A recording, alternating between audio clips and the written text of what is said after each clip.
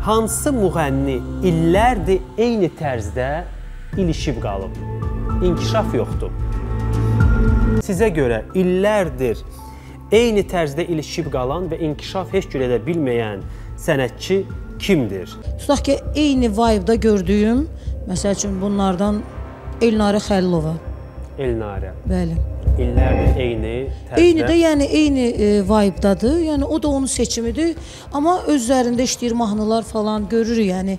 Sizcə hansı müğənni bəs çalışsa da,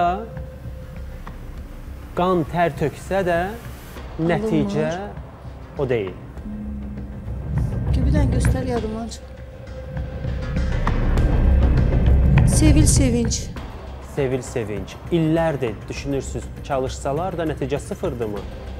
Yox, sıfır deyil, amma yəni çox belə görürəm ki, çox gündəmdə deyirlər də. Ola bilər sosialda olsun, amma efir məkanında, yəni getdiyim yerlərdə hardasa mən çoxdan da görmürəm onları. Digər sualım, hansı müğənninin sizcə sponsora ehtiyacı var ki, uğurlu işlər təqdim edə bilsin? Kimin sponsora ehtiyacı var?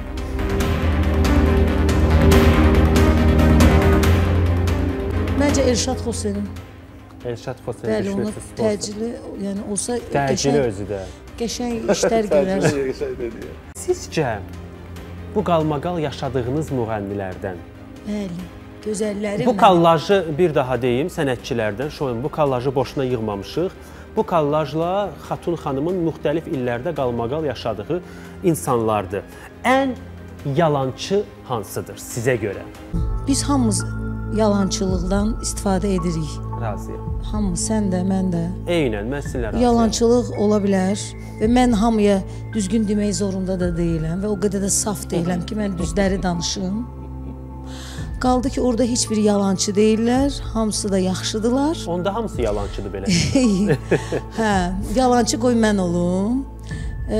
Mən onu da qeyd eləmək istəyirəm ki, mənim burada ən çox, yəni ki, bizim bu qalmaqallarımız parodiya üstündə olub. Məsəl üçün deyə bilərəm, Könül xanımla, Xumar xanımla, Nasbəri xanımla, yəni etiraz ediblər parodiyalarınıza. Bəli, onun üstündə, yəni sırf belə şəxsi falan bir şey olmayıb. Qəşəng də parodiya eləyir.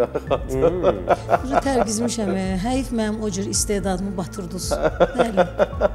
O səmimi gözəl bir parodiyalar var, çox maraqlıdır. Hə, amma qaldı ki, orada bizim yəni ən birinci qalmaqalımız Fatimə ilə oldu. Yəni məhkəməyə qədər çıxdı. Bəli, o qalmaqal mən xatırlayıram.